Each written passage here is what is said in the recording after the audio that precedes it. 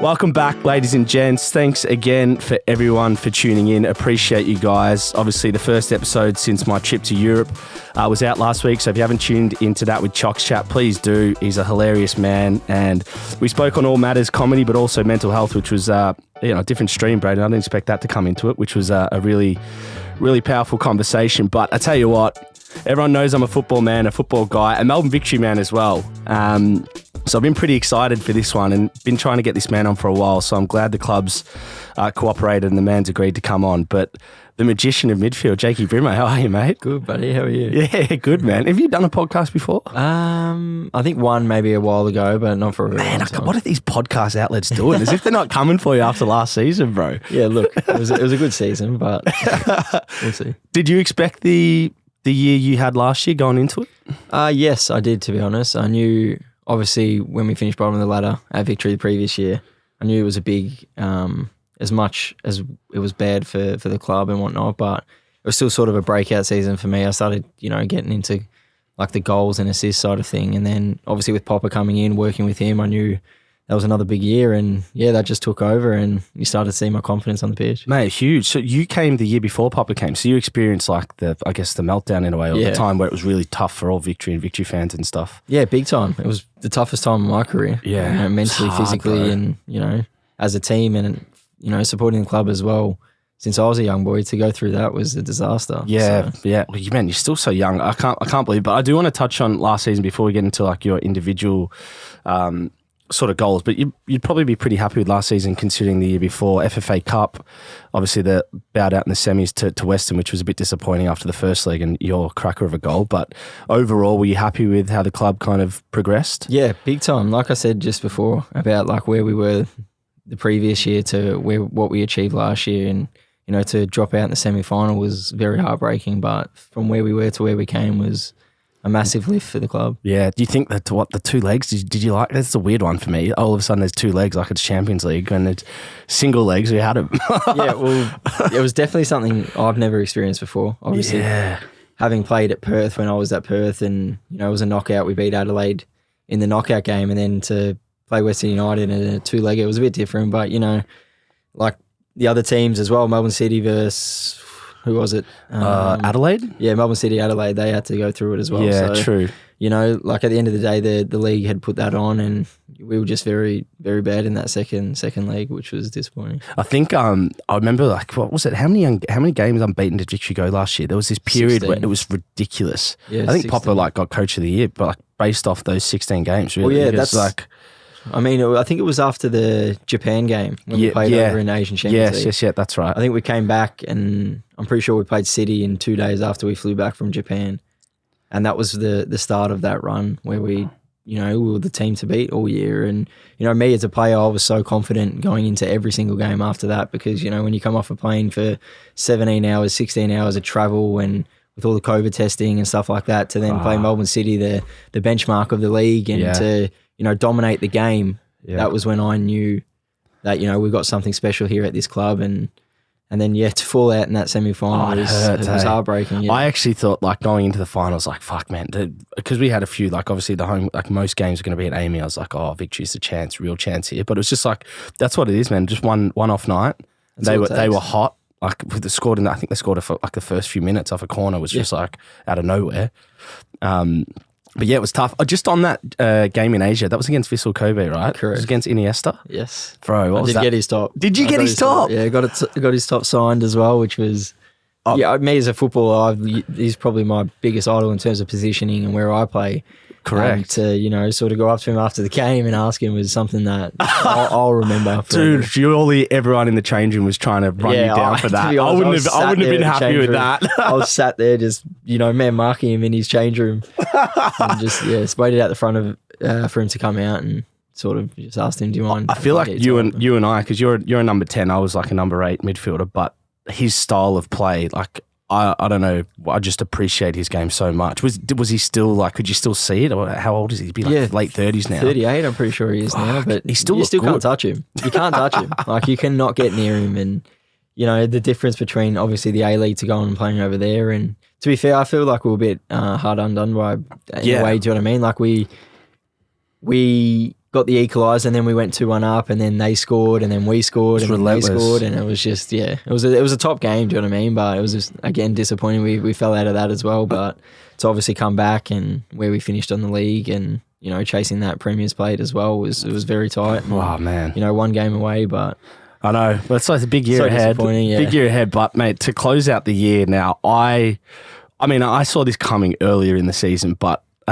It seems like you may have too, but being crowned the Johnny Warren Medalist, I think at the age of 24, the youngest player in A-League history, youngest player since Mark Viduka, like that's not a small feat.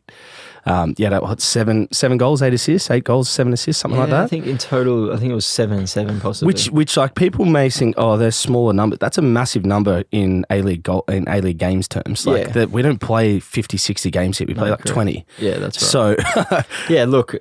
Did I think I was going to win it? Honestly, I had no idea. I got my partner up to Sydney, and it was, something that we got to just like a bit of fun. Just us, her and I, and then they did that tally count where it's like 7 games, 7 and then 7. So it's like a little circle they do of, all right, the votes go up here after first 7 games, and then so they didn't do it each game. So it's just like out of nowhere. It was a new like way they wanted to run it, where it was like all enclosed, and it wasn't like a set table dining sort of thing, so it was more so that everyone could interact.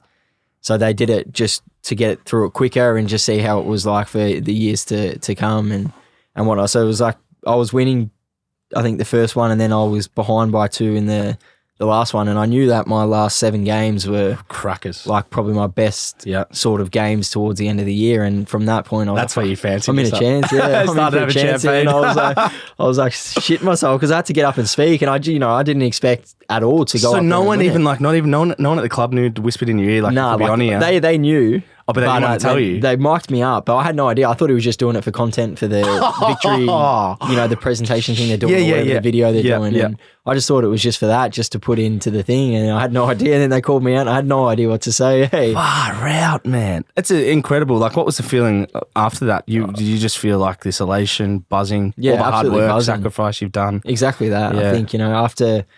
Obviously, you'll touch base on later, but the family side of things, and man. Obviously what I went through that year to then win that medal was something that was, so special for me because of the stuff that's happened. Correct, man. Life, so. Yeah, man. You've got a pretty unique life. I might just, before we touch on that, I do want to talk about like your position. It's not an easy position. It's a key position in every team. And for those that don't watch enough of football, the number 10 position, sort of in behind the strikers, it's kind of what we class as like your creative playmaker.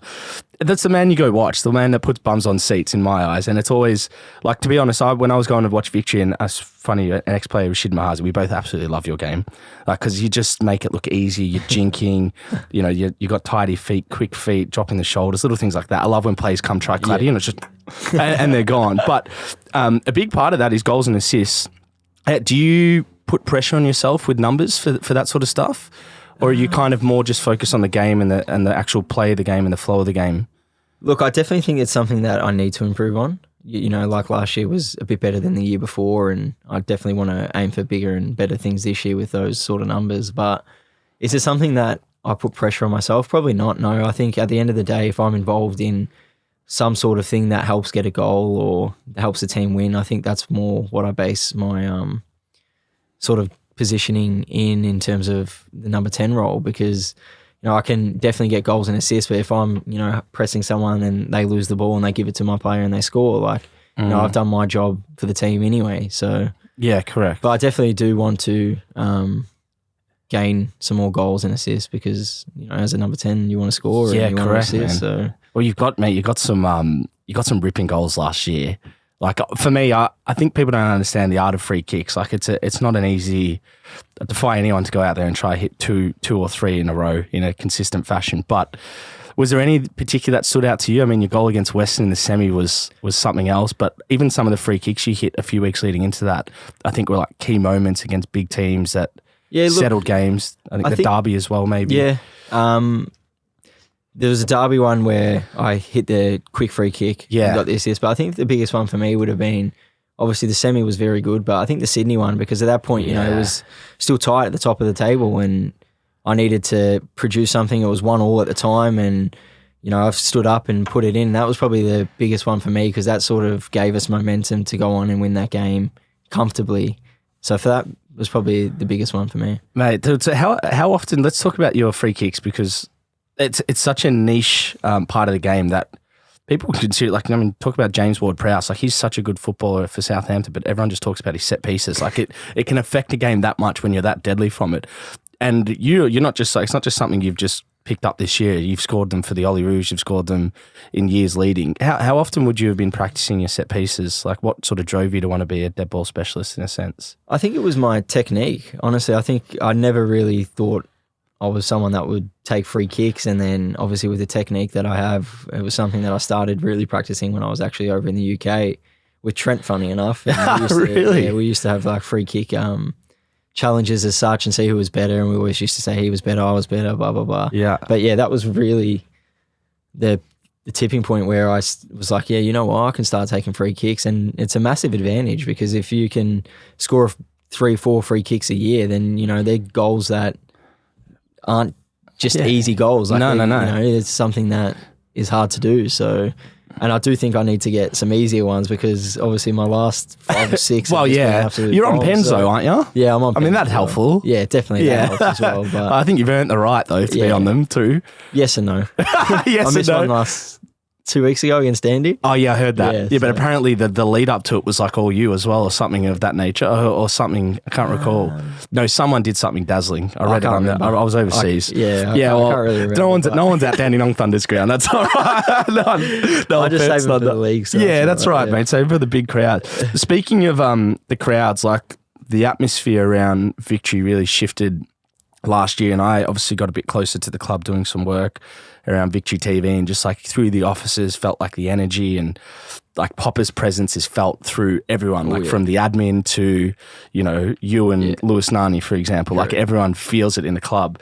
And obviously the results were going well, so it's a good place to be around. But you were here when it wasn't going so well, and you've worked with Poppa before. What is it about him that essentially changes like the culture and impact and was able to do it, I guess, so quickly? I think it's his mentality. I think that's probably the biggest factor of him is that, he's a hard worker and he'll push you. And if you give back, then you buy into him, you're guaranteed success. Yeah. Like you've seen that wherever he goes. Like he's won the Asian Champions League. He's won Premier's plates. He's won everything. Do you know what I mean? Yeah. Obviously not the final yet, and that's to come this year. Yeah, but correct.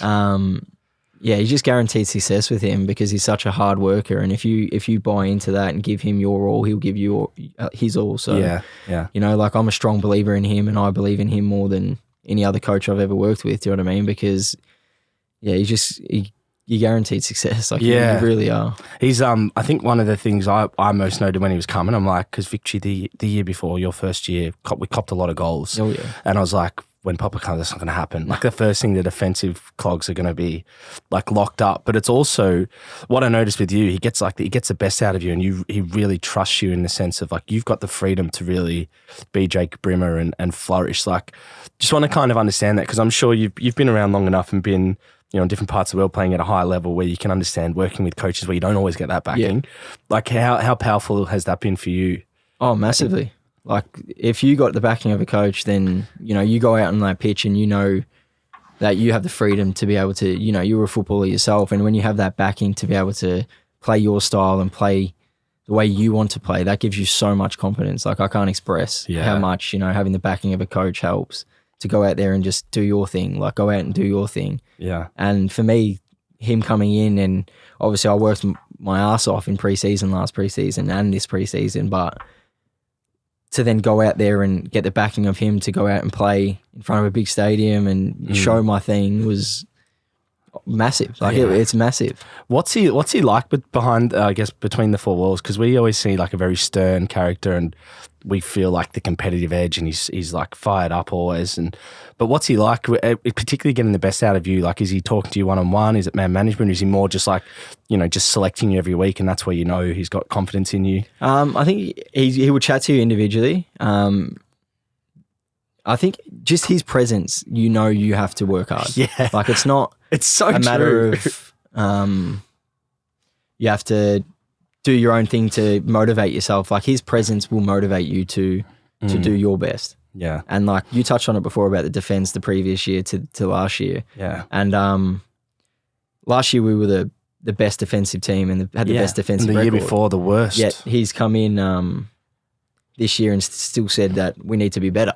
Really? Like regardless of we were the best defensive team, we still like was not happy about being the numbers we copped, and that just shows you a bit of an insight on how like demanding he is and how professional he is in what he does. Yeah. Have you noticed, like, I mean, Victory's probably arguably the most professional club in the A-League, but just the professionalism, the standards he's set since he's come in. I mean, even for yourself, you strike me as someone that's quite a professional guy in general anyway, but have you seen the standards raised on that front? Yeah, big time. And that's not only the football side of things, that's, the backroom staff, the admin staff, the physios, the sports scientists, everything, do you know what I mean? Like everyone is on the same page, and I think that's probably where we win over a lot of clubs here in the A-League is that, everyone's on board and want to get success together. And I think that's probably the biggest thing that you sort of see behind the four walls that a lot of people won't see is that the camaraderie between every single person involved at the club.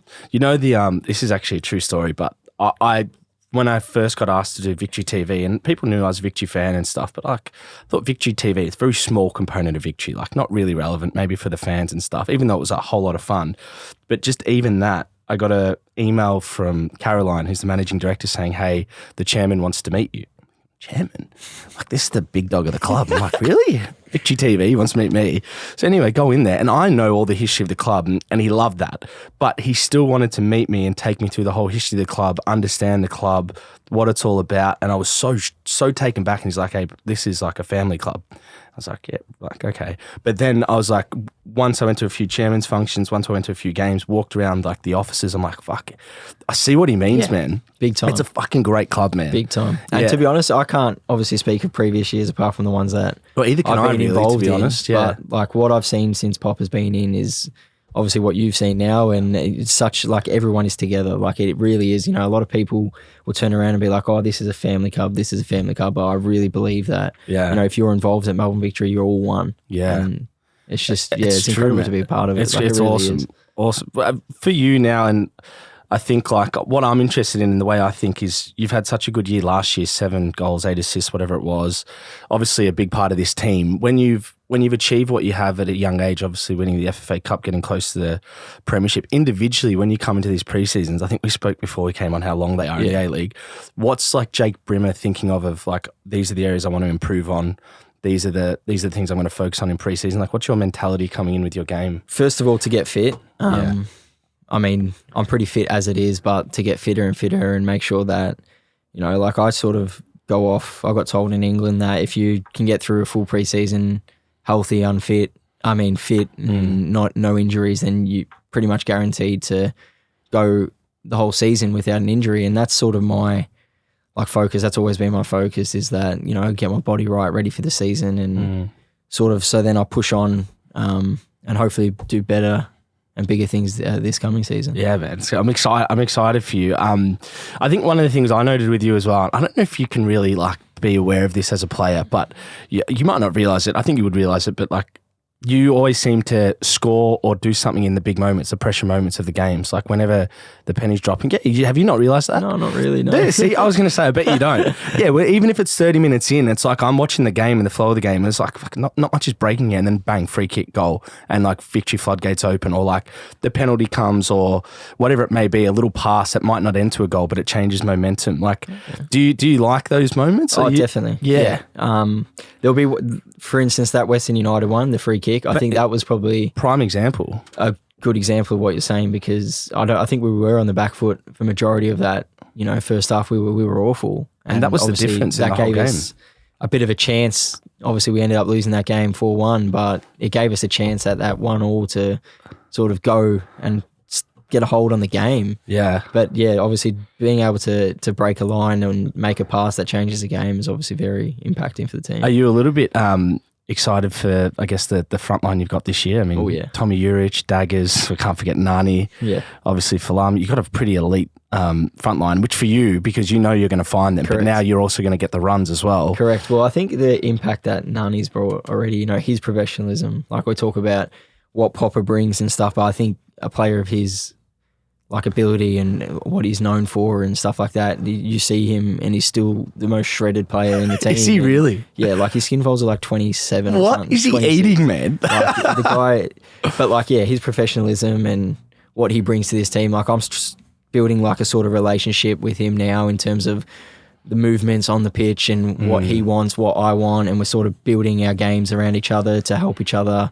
But yeah, like our front line this year is scary. Like man. even like, you know, you look at the players that are going to miss out, that are going to be on the bench. Like, you know, you've got players coming on that Depth will play in any other team in the league. So yeah, I'm very excited. What can we just like talking about Nani for those? I mean, if you don't know, geez, go Google, please. But Please. he's a champion. Oh my god, if you don't know, that's a concern. But and he's a big deal. You just have to go on his Instagram, look at his following. But from a footballing perspective, he won the Champions League, he won the European Championship. He's won Premier Leagues. He's won so many titles. Played for Manchester United for probably over 10 years. Yeah.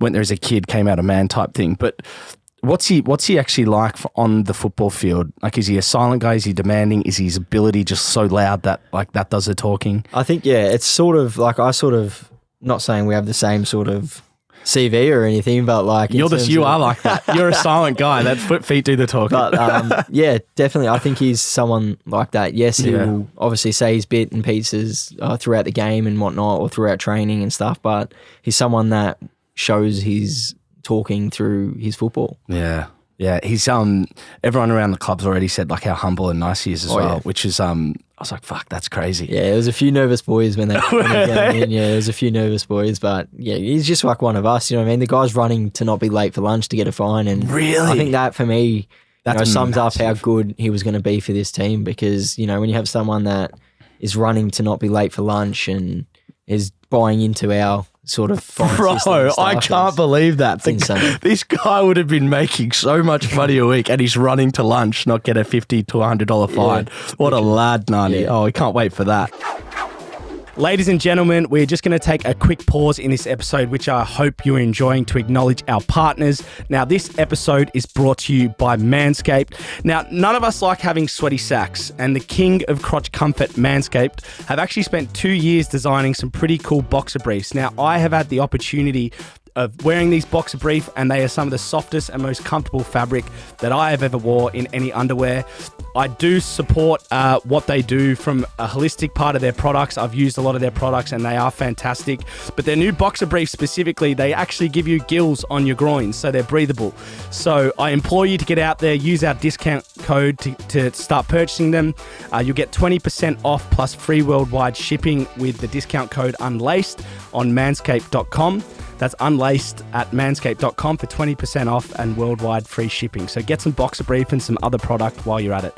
Let's get back into the episode. Speaking of just, I guess your life and a little bit off the field, and for obviously a lot of people don't know, you went through some challenging stuff over the last couple of years or so, but it's amazing to me because I'm 29 and I'm starting to realise that maybe I need to get my shit together, because I've had a few athletes on. Like we had Jack Crisp on, who plays for Collingwood. He'd be 26, 27. He's got 2 girls and they're like they're like going into primary school and stuff. And you are obviously a father of 2 as well.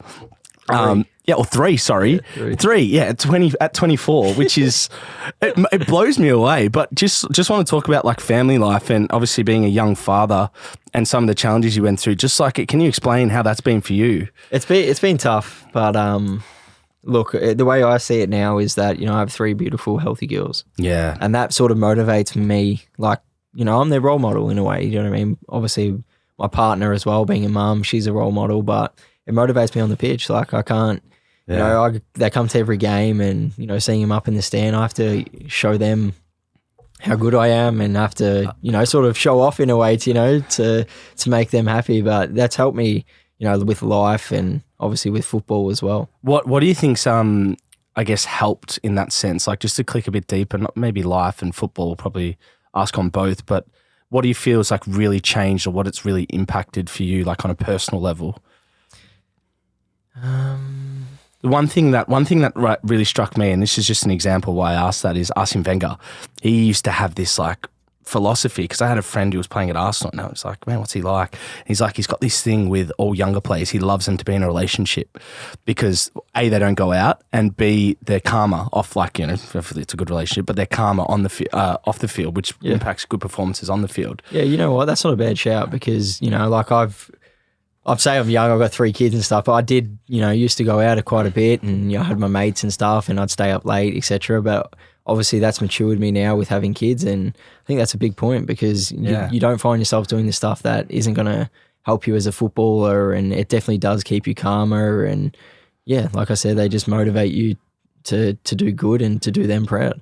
What's Jake Brimmer like as a dad? What's he like? Unreal. 3 girls, man. Are you dying for a boy there? Just someone you can bend the ball around the wall with? I don't know. Like, they're all got their own different personalities. Yeah. Like, my oldest one's a proper girly girl, and then the middle one's like, she should have been a boy. Like, she really should have been. And then obviously the young one, we still don't know like what her personality is going to be like yet. But another one? No. I don't know. At 24, I reckon you get the itch.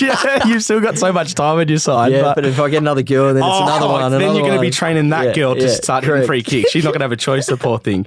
But just to go through, I mean, your celebration, I think it's tilted around your children. Yes, is that right? My 2-year-old, she was profound deaf at birth, and obviously she couldn't hear at all, and then got to about 8 months. We were going to get the surgery done for cochlear implants when she was 6, but that was during like the COVID period, so it was very difficult to find, like, to get a surgeon that was doing surgery for infants as such that had problems with ears and etc., because they were more based on, like, I don't know, the rules with the government and stuff where, like, unless it's severe and whatnot, it was like 3 different classes of which you can and can't get and stuff. And then got to about 8-9 months and we got the surgery done. So yeah, my celebration's based on it's her not being famous able to hear, and our best wishes to your little ones as well, mate. Thank you. One of the things that amazed me was just like for you going through that really challenging, like you're young, man, like 23, 24, going through that, being a father, but then also having to back it up on the field. Like, some people don't really, and I'm sure the people in the club would have been well aware of this, but like the general sort of football fan, they don't understand what that's like. No, definitely not. And, you know, I'm not someone that will go out and say, listen, I've got a problem here and here. I sort of like to keep to myself and deal with my problems myself, which probably doesn't help in a way, but we're all the same. Yeah. You know, like, obviously that period of time with my daughter being profoundly deaf, and to go through that, and, you know, the sleepless nights that because of the surgery, and God knows what she was going through, but, you know, to be there to support her throughout the night, and then to be able to back it up on the pitch. And obviously it'd be said now, but my dad being diagnosed with MND as well, that was very, very challenging for me and my family at the time. And, you know, to back up all these things and to train and play well was why winning that Johnny Warren was something special for me, because you know, it's a lot of people don't see what you go through off the pitch, and, you know, they think it's, if you're a footballer, you live in the absolute dream, but there's also adversity through it, and it's how you get through it. Yeah, but life hits anyone. Doesn't matter who you are, right? It's been a challenging period, but that's why I'm very proud of what you've been able to achieve. And when I mentioned, like, for all the hard work, it's the sacrifice that goes on from also your family members for you too. Like, it's reward for them, which is pretty special. Now, my first run-in with the name Jake Brimmer, I think I was on the back of my last A-League contract, so I was on the absolute down spiral, but you were on the up spiral because I heard about this boy from Nani getting signed to Liverpool. And I'm thinking, why the fuck has that happened? So please give me some explanation to that. For those that don't know, Jakey was on the books for Liverpool Academy 2014 to 2017. Correct. Yes. 3 years. Liverpool do not sign anyone in their academies, ladies and gentlemen. So this is a big deal. So how the hell did that happen? Yeah, so I'm pretty sure it could have either been the State Vic team or the Victory Youth team. I can't remember exactly which game it was, but I remember a friend of my dad's that was an agent at the time was telling me that he needs to find a player to come watch, and the guy told my dad that it was me. And Barry Hunter, his name was, the scout from Liverpool. Shout out, Barry. Shout out to Barry, because look, you changed my life. And he came out and watched the game, and after 45, you know, I seen him walking off, and I was like, oh no, I've not done well enough. Like, he's gone already. And then, like, 3 days later, he gets an email saying, like, we want him to come over and trial here. Like, I seen enough in 45 minutes. I left because he's very, very talented. Wow. Come over, and then drop move that is. I think that was around, it could have been February. It would have been about February in 2014. And how old are you at this point? I would have been 14, 15. Wow, okay, Yeah, so you're 14 so 15. young. And then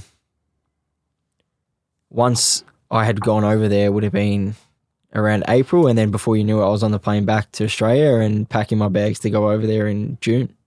And it was just like that. It happened so quickly that, you know, I was actually at the tipping point of just not going, because at that point I was with my mates and, you know, I was doing what boys do and stuff like that. And I remember telling Dad that, like, I'm not going over, like, I'm not doing it, like, I've got too much to lose here. And correct. He sort of turned around and said to me, don't be an idiot, like, you're going over there. And I was like, nah. Yeah, man. And then he's like, don't make the same mistake that I did when I was younger. So that really hit me hard, you know, my old man saying that. And that was when I was like, what am I doing? Like, so that was like a sliding Liverpool. doors moment for you, like Liverpool or on the piss with the lads. Yeah, literally. You made the right choice. Do you know what though? I think back then, I reckon it's changed now because there's a lot more academies and I guess opportunities for young players to get into some better environments. But at 14, 15 back then, if you didn't make the AIS or you went in like a young national team, you kind of had to go overseas or else you're playing NPL. Well, it was a tough decision for me because back then I did get offered at the AIS. Oh, did you as well? But I believed in my coach, Greg Mangonis, at the time. He was... Oh, so you turned down the AIS? Yeah, I turned down the AIS and they said... Brimmer's a different cat, man. He's a different cat. They produced Maduka and God knows who he's got. Nah, I'm good. Because I believed in like this... I had a very, very technical coach that believed in... And Ange obviously knew Greg at the time because his son was playing and Ange was first in coach Centre Victory, yes, right? Correct. And his son was playing at Nunawading as well. So Ange was sort of involved at Nunawading in a way because his son was there and he knew the coaching staff and stuff. And I turned down the AIS and I remember him telling me like, all right, you're never playing for Australia again. Yeah, and that's like, what they're like, man. You're done like here. And I was like, well, that's fine. But I believe in this guy and I believe in this philosophy that, you know, I'm going to improve as an individual here. And yeah, and then all of a sudden I'm on the plane to Liverpool. So it was funny how that all worked and yeah. Fuck, man. You know, it's crazy. I actually had the same thing when I couldn't get a game for Adelaide and I finally started getting games and then an Ollie Roos camp came up and I was like, oh no, Young Socceroos camp came up and I went to Cozzy. I was like, Cozzy, I don't really want to go. Like, I want to go, but like, I haven't really cracked it as a pro footballer. Now's my chance. He's like, you want me to call the coach? I said, like, well, I don't know if it's the right thing, but I want to play. He goes, leave it with me. Called the coach, and then I get a call from Mahan Berger, who's the technical director. You'll never play for Australia again if you don't go. I went and fucking played like 20 more games, career done. So, okay, good for you, man, because I think you're actually, look, call me left field here, and I don't know how you'll take this, but like World Cup, that's my goal. Yeah. Whether it happens or not, I'm not too sure. I just want to keep performing and sort of give the coaching staff and the staff over there at the Socceroos no choice in a way. Obviously, it'd be my dream to be at a World Cup, but obviously it'd be my first time representing Australia as well. So yeah, which, do you know what? Like, I'm not going to want you to, obviously, we all want you to play for the Socceroos, but I was just shocked that you weren't there already. I mean, 24, best player in the league. Yeah, I know you're knocking on the door. It was very disappointing. I had that chat with the boss as well, and he sort of asked me like, "Are you disappointed?" And I was like, "Yeah, very." And he was like, "Yeah, good." Because we thought, yeah.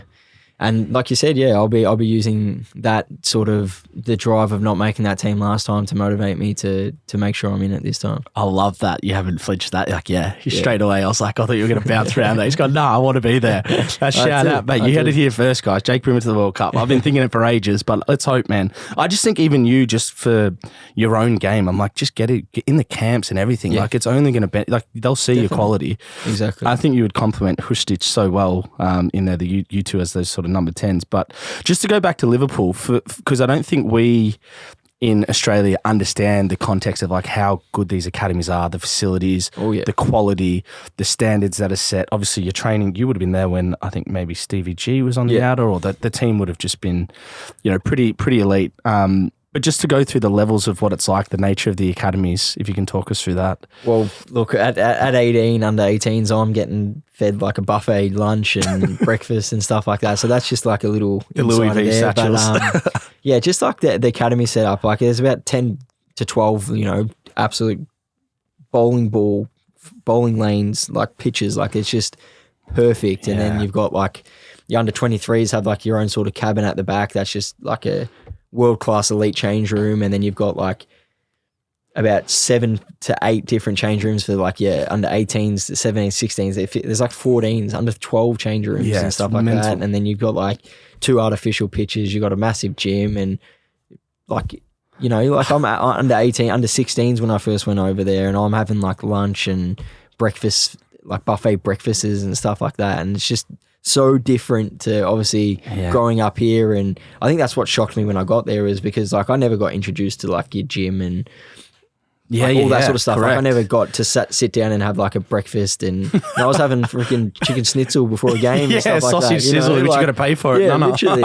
Like, you know, like, and that was something different for me. And I think that's what I sort of lacked in that first year, which copped a lot of injuries, was because like I was new to the whole different lifestyle. And people don't realize how competitive is over there. Like you're one in maybe a million in Melbourne, but there's like 25 Jake Brimmers, you know, in the same city in the UK. Like there's so many people playing football, so much talented players there, which is why I was so impressed that you were able to stay there for 3 years and grind out, because you obviously, it's not about your quality. You know, you got the quality, but going over there and competing with so many players on the same level and grinding it out must have been so powerful for your game. And one thing I note about English football, and probably helped you here, is you're such an athlete. Yeah. And I reckon a big part of it would have been going there, because they, as you said, they train gym so young. Correct. It's such a high intensity pace, no matter what sort of age group you're in. Yeah. So has that helped your game? Like, you focus on your athleticism quite a bit by the sound of it? Yeah, definitely. I think I got to my lowest skin fold there. I probably shouldn't say it in case Poppa does hear it. Oh, don't. Yeah, and that's helped me massively, obviously, learning that. But I think the biggest thing I took away from the UK was probably the mental side of things, because I struggled big time. Good point. Actually, what was that like? I struggled. I went over on trial and I capitulated mentally. Yeah, well, I was lucky enough to have mum and dad, so I was mentally struggled still, even with mum and dad there. You know, it was so hard. Like that first year, I didn't make any friends. I had no outside life of football. Like it was just me versus me, do you know what I mean? Like, and that was very difficult. But as the 2 years after that went on, like I absolutely loved it. Yeah. Like the UK and the city, Liverpool, like it was absolutely beautiful. Like absolutely loved it. But mentally, people don't realize how difficult, you know, like a lot of people outside of football will say like, why didn't you do it? Why didn't you stay over there? It's a lonely place, man. It is. Like, you know yourself, like you've been over there yourself, and it's brutal, man. Yeah, it's absolutely brutal. Yeah, I went on trial once at Oldham, and the coach said, mate, you've trained unbelievable, but we can get a player from Aston Villa on loan. So, you fuck off. That's like I tried, I think it was Burnley afterwards. Burnley or West Brom. No, it would have been Burnley. And I'm pretty sure I scored and had an assist that game. And he said to me, like, you're the best trialist we've had. This is the exact words. You're the best trialist we've had, but you're just too small. Oh, you knew that before you played, fucking bastard. I was like, are you kidding me? Like, you're the best trialist we've had, and we'd sign you, but you're too small. Yeah, and I was like, are you kidding me? Try and mentally deal with that. Yeah. Like, what do you mean? So what you want me to grow like in 5 minutes? Fuck off. I hate that. That's how tough it is though, man. Like, do you reckon that experience toughened you up mentally? Yeah, like, big time. I reckon, and it's credit to your parents as well moving over, because at that age, I don't think you can live on residence, right? You can't go without having family there. I would not have gone if it wasn't for them. I can promise you now. There's no way. Fuck, shout out. So they sold their house at the time. Wow. My oldest brother stayed at home. In, man. My older brother stayed at home. My youngest brother came with me. But yeah, they sold the house and everything. They sacrificed probably more than what I did, to be honest. Shout out to the Brimmer parents. That's amazing. That's what it takes, though. People don't realise, mate, the parent side, and you'll probably learn this with your kids now, it's like the sacrifice. Like, it's big respect earned. But what was the driving force to come back to Australia at the time and maybe not look into the lower leagues or fight it out at Liverpool? Honestly, I was over, like I had a good contract at Kaiserslautern at the time. I'm pretty sure they were sort of at the top of the table, League 2 in the Bundesliga, and there was a few other clubs that were very interested, but I was sort of, you know, like I wanted to play football. That was my, you know, like after 3 years of in and out and injuries or something like that, I was just so done with like not being secure as such in terms of playing games and stuff like that. So I just wanted to come back and sort of refresh, start fresh. You know, I was in my home country and I just wanted to get back and play football. That was the main reason of me coming back. Mate, well, that you've done. Yeah. Did you find the transition to the A-League different? Like, obviously we play in the summer. Yeah. It's freaking hot. The league at times people don't give enough respect to. Like, it's a quick league. Yeah. It's tough. Like, some of the Aussie players are super talented. I think for me, the biggest point was when Poppa's first year, we played Chelsea. And I remember thinking, like, fuck, this is going to be a difficult, very difficult game. But, like, a lot of the Premier League clubs don't press the way we do. Like you just said before, it's like a very quick. Yeah, it is. Like, in the A-League, like, it's very, like, athleticism, it's pressing. But then when we played Chelsea, a lot of the times, like, they wouldn't press, and it was more of a sit in a block and then counter-attack sort of game. And that sort of shocked me because obviously I had playing in the A-League, it was so bah, bah, bah, bah, bah, bah, bah. Yeah. And then the difference between here and there, there's so many different styles of like footballing, whereas like majority of teams here don't really, sit off and it's like just every single team is going bang, bang. Yeah. So I think that's probably the biggest difference. It's a good point, yeah, because I think also you note with some of these, unless they've mentally checked out, but some of these imports that come in with really good careers that don't light up the league tells you that it's not easy, man. No, and that's why you got to put more credit on people's names like yourselves to be able to have the seasons you do. But I wanted to actually just on that, who for you individually do you find the hardest to play against? Like who kind of, checks your game and you find like you've got to be on to maximise performance? Or you're kind of comfortable with everyone? Yeah. Look, I can't like individually name like players. I really can't. I'm not just thinking of obviously based last year. I can't really talk about previous years, but well, it can't get near you, so that's a fair response. Yeah, look, I don't know. I'm not too sure. There's obviously a few. Yeah, but don't let them know. Yeah, don't let them know. Don't let them know. Good. I like that. Now, I've got actually some bit of mail here that from my fellow friends at Victory. So shout out to those guys for giving me some dirt. I did warn Jakey about this. He goes, "Is it about me?" I said, "No, but it's about someone else that you know very well." But apparently, you got a bit of a bromance with Nick D'Agostino. Now, both played in Perth. Obviously, Victory as well. Talk to us about that. I think it started way before Perth, to be honest. Did it? I remember. Like under 12s, I can't remember what it was. You guys it was played like, together that young. Yeah, it was. What was remember like when you were younger, you'd go to like a Queensland and you'd play like a tournament? Primary schools, the Victorian primary school. Oh, Gold Coast Cup? No. Yeah. Oh, no, I don't know. I can't remember what it was. It was like all the state teams. And well, through when you were still in primary school? Yeah, so it was like Victoria versus Queensland. Yeah, there's the Victorian primary schools team. The primary school, I think Nationals, whatever. Yeah, Nationals, whatever it was. And we had met then. So that's when it like sort of started then. So like that's mental. We've sort of been like family friends as such since then. And it's just grown and grown. And like to this day, like we're still like little bro. That's awesome. You guys, you'd be same age then? He's 24. Yeah, 24. Yeah, both 24. Man. He actually, when he moved here, stayed with me and my family. I heard about this. So this is where the other, apparently he's got a very vibrant aroma, is what I've been told. Elaborate. What do you want? He's a bit smelly. Who says that? I can't. I'm not throwing my sources under the bus, but it's like, look, if you look at him, he comes across as that. But he's not? He's not. No, the mail's wrong. Yes. Oh, well, there you go. Sorry, Daggers. I'll tell you off camera so I don't blare him on here. But congrats also to Daggers and Ben for obviously the seasons they had and getting called up to the Socceroos. That I think for me that's what probably got me the most. I'm like, they're there, then Jakey's got to go as well. Yeah. But I'm sure you were happy to see them get a berth as well. Like both of them definitely deserve to be there. Like you've seen what Benny was capable of doing one-on-one. When he's on, you can't stop him. You can't. Yeah, it's like it's coming. And he doesn't look like the strong type. I promise you, when he's putting his arm out across you, it's hard to, he's very strong. And obviously Nick, being my boy, like I don't want to talk too much about him. Yeah, he had a great year, man. He did. The impact he made on the team, the goals he scored as well, were top goals. Do you know what I reckon? His one, Adelaide one, was close to my one against Western United the other day. Yeah. That's true. That's true. Not as good. The you know what? This is why I think Poppa's so smart. I think the signing of Tommy is just going to push Daggers to a new level too, because it's 100%. Like, when you got competition, man, you got to play better. And like these pre-seasons, you can't not play bad and expect to play with Poppa. You got to fucking be on every day. You have to work and you have to prove to why you should be playing 100%. And that will, whoever plays, they're both good players and they're both going to be pushing for a spot, so it's good. Absolutely. Well, let's just talk about this year for the season. What for you would be, I guess, a good season and something you'd be happy on? Like, you obviously want to increase your goals, assists, maybe get a Socceroos call up, all those things. Are they the things brewing in your mind? Or are you kind of like a day-by-day kind of guy? I think, no, definitely goals and assists. And obviously that Socceroo call up is something that, I'm going to be very pushing forward to, because, that's something I really want, and I won't stop until I get it. So I'll be working very hard for that. But I think the premiership, think that's probably the only thing I haven't won in Australia now. So yeah, fuck, that's not bad at 24. So I really want that premiership, and with especially under the boss as well for him, because what he's done for this club and what he's done in the league, in the country, is, he deserves it. Yeah, so. Mate, I couldn't agree more. I just want to, there's a few quick fire questions. We've got some fans to round us out, but I just want to talk about like playing with Rai Martian, because is he funny? Did I say his name wrong?